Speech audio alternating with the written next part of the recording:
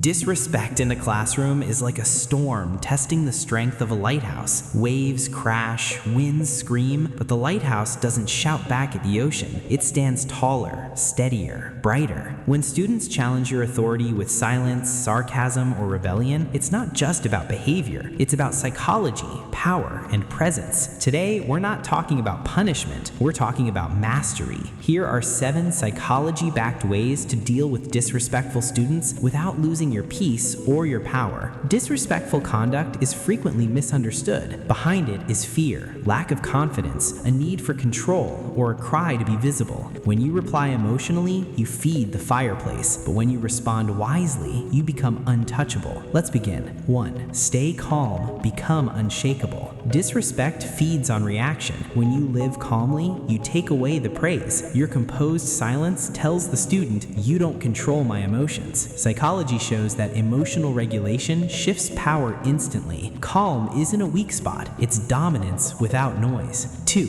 Set clear boundaries without anger. Boundaries aren't partitions, they are lines of self-recognition. State expectations clearly and continuously without raising your voice. When policies are calm and predictable, the mind learns to recognize them. Students test limits to feel secure. Your consistent answers that test. Respect grows where barriers are company but fair. 3.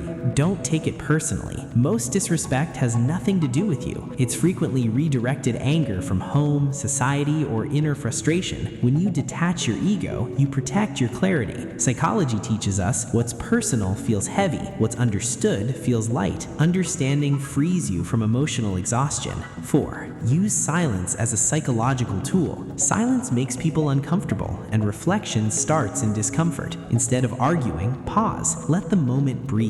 This pause forces attention and frequently self-correction. Silence signals self-belief and emotional intelligence. Sometimes the most powerful response is none at all. 5. Address behavior, not character. Never label the student. Cope with the action. Say, "This conduct is not ideal," not "You are disrespectful." Psychology proves that assimilating identity from conduct reduces resistance. You correct without shaming. This maintains dignity intact for both of you. 6. Build quiet authority through respect. Respect given is often respect returned. When students feel seen, heard, and valued, defiance loses its grip. Authority doesn't come from fear, it comes from trust. An instructor who listens becomes a leader that students follow. Influence grows while ego steps apart. 7. Choose consistent consequences, not emotional reactions. Discipline ought to be predictable, not emotional. Anger teaches fear. Consistency teaches obligation. When consequences are fair and consistent, behavior changes over time. Psychology suggests that structure creates security, and security breeds admiration. Disrespect is not a sign that you are failing. It's a sign you're being tested to rise, not to react. When you master your reaction, you master the room. Remember, the goal isn't always control, it's growth, not silence, but understanding. If this message helped you, comment on which point resonated most. Subscribe to Mayer's quest for knowledge that strengthens your mind and protects your peace, and take into account this quote: "The calmest minds hold the finest authority. Stand tall, stay calm, and let your presence do the teaching."